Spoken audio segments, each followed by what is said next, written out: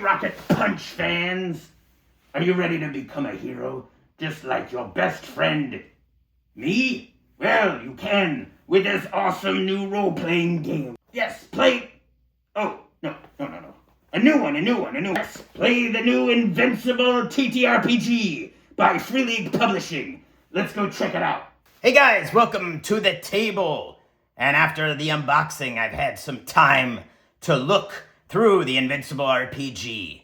But first, I must tell you about how young Rocket Punch came to love superheroes so much. Well, it started back in the good old days when we had Spider-Man and his amazing friends. That was like the coolest cartoon, and it got me started on my journey as a Marvel nerd. Well, that journey ended, but I still like the old classic stuff. And what better game could I have had growing up than this awesome game? And I've gone over that in a previous video. But you know what's even better? And I keep rambling on as I always do, because I don't prep, because prep's a four-letter evil bad word. Well, this game was loved and crafted by Free League into something new. And there's so many awesome Easter eggs to these original books in that new game. But there's one little thing that I have to ding it for. But if you stick around to the bonus content, you will see how I have resolved that tiny minor ding to really bring back this quick and rules light to crunchy, however you want to run it, great game, and just get that storytelling, really feel like a superhero. And I think that this game does it. Invincible, the TTRPG. Yes, this game is awesome. I don't know why it's 16 plus, I guess because blood and stuff. I don't know. But I think this really captures comic booky feel, even if you're not an Invincible guy, just like that Walking Dead game did. If you're not a fan of Walking Dead, like some people aren't, it's still a great zombie game. Well, this is still a great soups game. You don't have to play as Invincible. It's very hackable. But I don't know. I didn't watch the comics. I didn't read the comics of Invincible when it came out, though. I was very into the show on Amazon. So you got your nice table of contents. I do like for the table of contents for like the powers and talents, they have it nice and controlled here. So it's really easy to find in the book, all your powers and stuff. Then you got solo mode in the back, of course. That's going to be pretty cool. I haven't looked into this. Does a little bit, talks about the game, of course, measuring time, what is a role-playing game, all that kind of stuff. It's got great art throughout. If you like Invincible, I'm kind of like, it's pretty good. It's serviceable. I like it. I mean, Invincible's no Spider-Man and his amazing friends, but, you know, it's really cool. I like it. I probably just don't have as much love for the source material because I like it, but I wasn't a big Invincible guy previously. Like, you know, after my stint with Marvel into the early 90s, like I've said, I worked at a comic book store in high school. So right in the 90s, I was really into all the alternative comics that were really coming out at that time. I don't know if Image is alternative, but the Max pretty much was. He was an alternative among the alternative Image. You got other cool stuff like Madman, The Tick, the comic book before the cartoon came out. Weird stuff like Milk and Cheese. I mean, all kinds of good stuff. I can't even think of everything. So one thing we got in here, I'm going to stop rambling. We get into pre-generated versus original heroes. So there's some pre-gens you can make, which are a little random. And that's kind of where my dings come in, is that there's no real total randomness like you have in this game.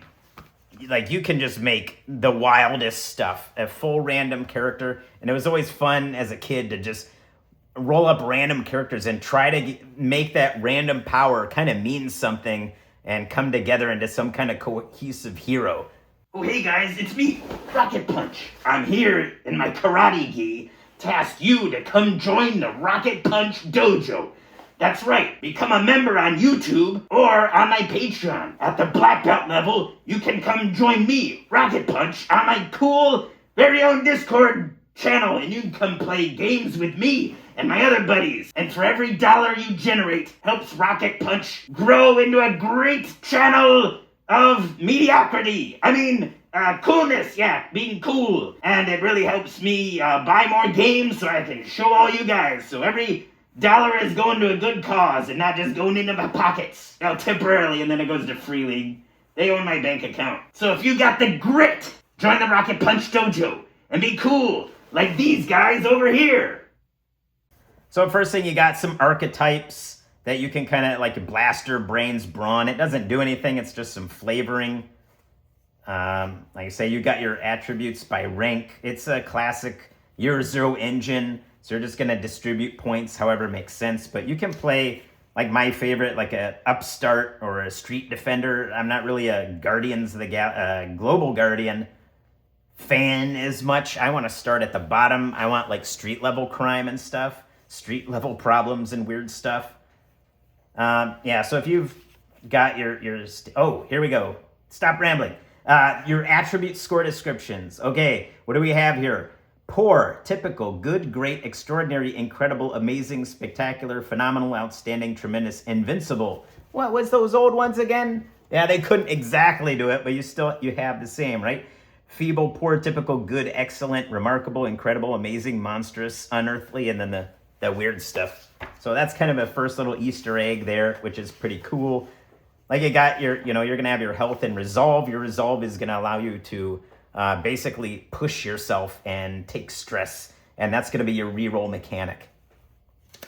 You got a cool list of like power sources and talents in here and occupations, which are really fun. So they give you like, you can do a little random rolling with occupation, which gives you like a talent.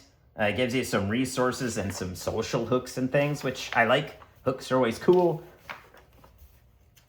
I did like this. Instead of the rhino, it's the elephant dude.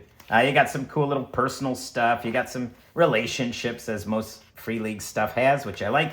Then you got some team mechanics and how to kind of... later, you'll see some bases. Here's another one, your personal growth. They named Karma, just like in the old book. That's cool, and you can use Karma to improve your stats and things like that as you do improve yourself. So that kind of works out the same. I like how they incorporated that. You have your reputation, which is also kind of the same in the previous book. And here's kind of, you can do some archetypes. So you could pick some types of heroes, and they kind of give you some examples, and then they kind of make a basic character for you. And you can random roll a little bit here, like your talents and drawbacks and some ideas for powers and things, but nothing like the old book.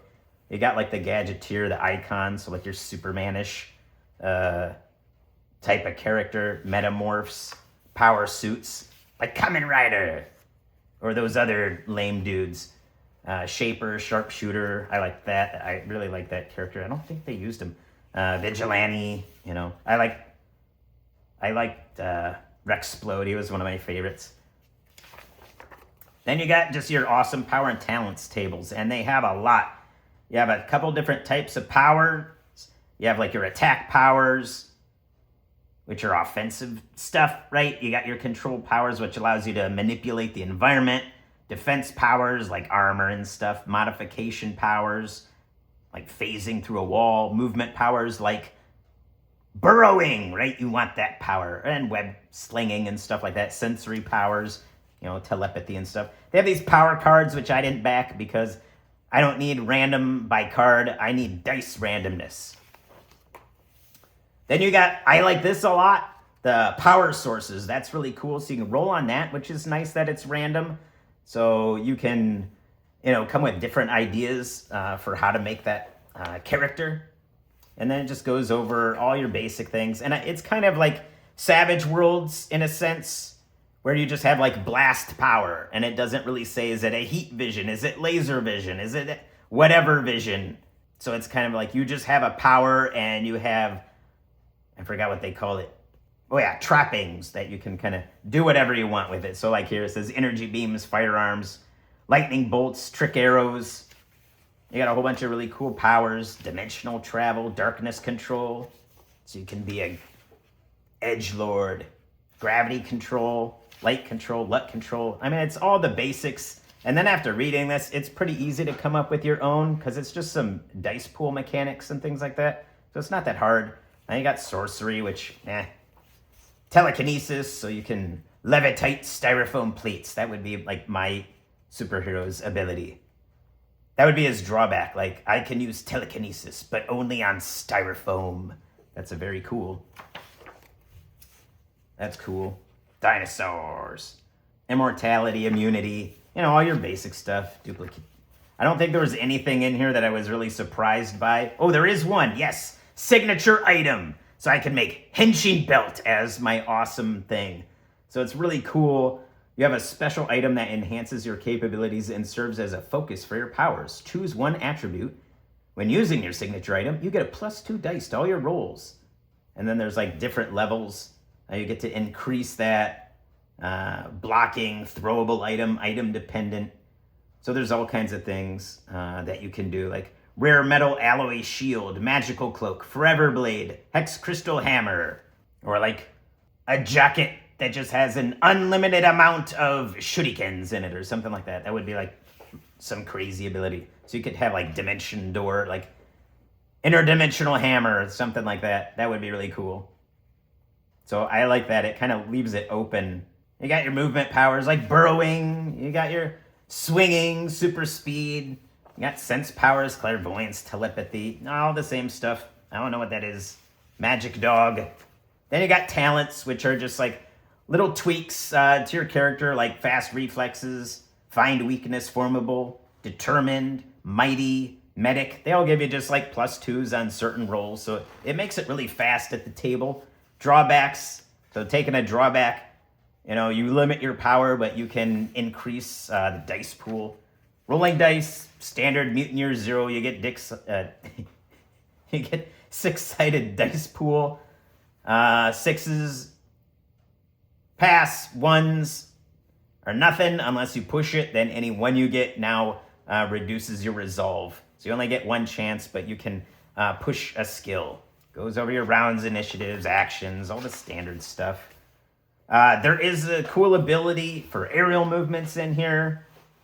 There's also stuff about airborne mechanics and crashing into doors and smashing those open.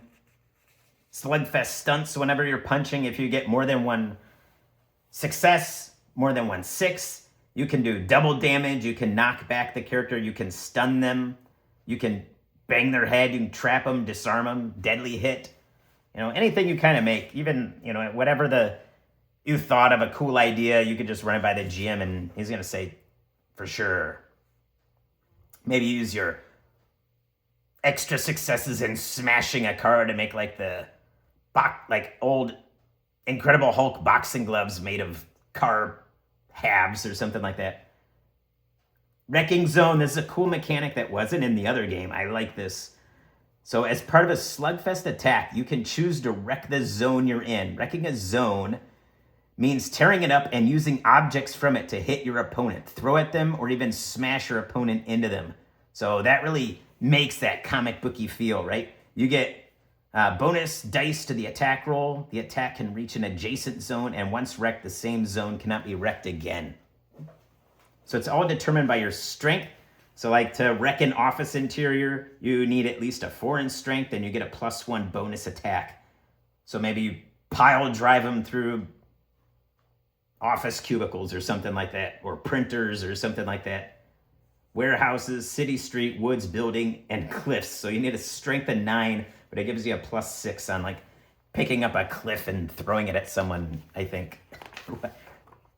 I don't think you could pick up the cliff. You probably just smash them into it. Gives a little bit on the stunts and things like that. Dodging some weapons, charging, and this is the cool part. We all know this from the show. So when you're at 0 health, you don't just die, you become broken. And the fun thing about all the Mutineer 0 things is once you become broken, you roll on the fun critical injury table, and based on that determines how badly damaged you are. So you roll a 1, it might just be a torn suit. You're okay, but your suit is torn to shreds. You'll have to get it repaired. A GM could maybe role play a little bit with that. So I don't know, maybe your schlong is hating out or something like that. You could be bruised, bloodied, beaten up, concussed, battered, crushed arm. Now we're getting things good. Crushed leg, cracked skull, crushed. So you're just like smushed, but you're still alive somehow.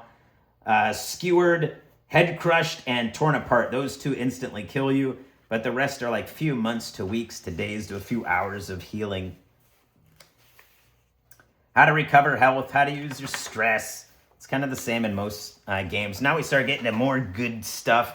Gives you how to use your minions and how to beat them up, and some cool challenges for your player, like burning buildings, how to run it kind of really quick. It's a basic kind of, numerical kind of challenge rating of how hard it is, just to kind of keep in your mind what the time limit is. Complex investigation, so 2 days. Challenge is 4. Doomsday device, hostage negotiation, extreme weather, runaway train. We all got to run that, right? Toxic accident, diseases, explosions, fire, vacuum. Some vehicles, vehicle chases, some basic gear and things like that. And then the Invincible universe. So if you don't know anything about Invincible, or just the show or whatever, you can get some more background if you really want to run in the Invincible. But me, myself, I'm always wanting to run in my own little worlds that are filled with more strange creatures and things like that. And strange powers. I don't want just normal powers, of course. You have some of it. You got like the Atlanteans, the Lizard League, which I did like a lot. Like this just strange, like C group villains that just keep popping up. I do like that. I'd probably use the Lizard League or something equivalent in my game. I really like that. You got the Order, the Viltrum Empire, Coalition of Planets, and then running the game. So how to capture tone of Invincible, how to structure it, running social things, campaigns, non-player characters. So this is really handy. You have a lot of just basic characters you can throw in, like gangsters, doctors, police, agents, all that kind of good stuff. And then some really fun stuff if you want to throw some weird stuff. Vampires, werewolf, and zombies. That's always fun. And some minor, like, typical kind of creatures. And then running campaigns, hero rank. So you're going to start low and you can work your way up. So you got, as it was before, teen up starts and things. Here I like this, the story arcs. So it's kind of like you can just flip to one of these arcs. It's your standard comic book type of, cross book adventure kind of storyline. And it gives you some different countdowns for this and some social hooks. So like alternate reality, corporate interest, desperate rescues, dimensional crisis, diplomatic relations, elusive hunts, environmental disasters, epic quests, evil duplicates. That's always fun. Everyone has a mustache. Fractured timelines, gang wars, harrowing escapes, hostile environments, improbable heist, interstellar conflict, evasive force, legal trouble. That's fun. Lost powers, powerful items, resistance, recurring foe, revealed secret world, shifting loyalties, surprising returns, uncovered mysteries, unlikely ally. I don't know why I'm reading all these. Unnatural phenomenon, villain revenge, wanted fugitives, and then all these kind of cool random threats like criminal activities that you can run on. So you can just roll. You might have a mugging, a break-in, drug deal, and then your rewards that you get. You might get nothing, just doing our job, or some money, things like that. Some complications. Like a role reversal, the heroes find out that they were wrong about the perpetrator, and the victim of the crime are city incidences, so different catalysts like corrupt agencies, gangs, locations, docks, downtown, complications, incidences, global dangers, same kind of thing, supernatural, technological. I think this is just has a ton of stuff for the GM to just run with it, and I love Free League for just giving us all these tables and stuff to roll on. Then you can kind of have this base upgrade. You can have a base of operations and update it. And by doing something like that, it gives you little things. Like you might have medical facilities. So you need at least 6 resources. So any roll to destabilize a dying character gets +2. Vehicle defense, workshops to make cool new gadgets. And then some events that happen to your base. How to establish like a city. So you have different zones and kind of what those zones kind of look like financial districts, warehouse districts. And then in here you have all the Invincible characters. So take that if how you want it. Depends if you like the universe or not. Like I say, if you're not a big Invincible fan, you can totally play without this. This doesn't really affect the game at all. This is just a whole bunch of cool characters that you can use or reskin to your favorite game, really.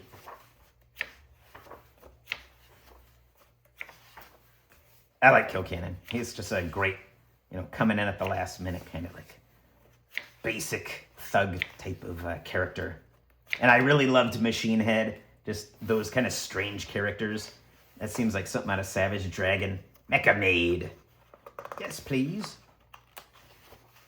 And Monster Girl, I really liked her. She's a really interesting character. And I totally would want to... My game, this is the first enemy we're fighting. Guys, ignore that. Don't look at that page. Octoboss. And maybe I'll change it a little bit. The Reanimin, that was also a very interesting plot that you could throw in. There's one of my favorite guys, and Robot. Tech Jacket. Tether Tyrant. I like those kind of Savage Dragon-y feeling art. That almost looks like an Eric Larson. Crisis mode. So this is a solo game. So you have basically creating character. You're going to have like rollable crisis, like how big of a crisis is happening in your town. Different events depending on the crisis level. So that plays a little bit like the Alien solo. Some rollable response tables, your oracles, different words to associate with things, cities, timers for different things, and different encounters. And that, my friends, is basically the end. They got a quick little sequence for your solo encounter, and there is your very, very, very simple character sheet. And look at that. What are the attributes? That's pretty close, isn't it? Fighting, agility, strength, reason, intuition, and presence. We're just missing endurance, and then we'd have our FASERIP thing, and it's not here. FASERIP thing. There we go. Right there. Pretty close. I mean, they don't all equal the same, but pretty close. They got presence instead of psyche, but, pretty close. And then you got your health, resolve, critical injuries, some stuff, and things. So yeah, that is really awesome. I really think this is a great game. I'm really excited to get it to the table in the next couple weeks. But before that, I had to make this bonus content for you guys. So if you're on my Patreon or you go to my drive-thru pages, then you'll be able to download the random hero generator for the Invincible TTRPG. Not affiliated with Free League Publishing.